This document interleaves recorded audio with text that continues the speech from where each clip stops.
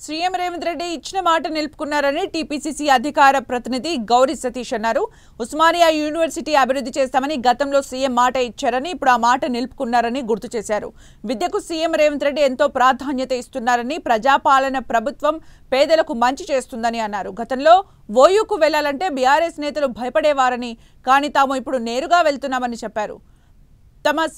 మా సీఎం విద్యార్థులకు భరోసా ఇచ్చి యూనివర్సిటీ అభివృద్ధికి బాటలు వేశారని సతీష్ అన్నారు. యూనివర్సిటీ చరిత్రలోనే గౌరవ ముఖ్యమంత్రి గారు రేవంత్ రెడ్డి గారు 1000 కోట్లు నిధులు కేటాయించడం కానీ, 1500 పోస్టులను మంజూరు చేయడం కానీ విద్య పట్ల వారికి ఉన్నటువంటి ప్రజాప్రభుత్వానికి ఉన్నటువంటి విశ్వసనీయతను బహిర్గతమవుతుందనేది ఒక్కసారి ఆలోచన చేయాలి.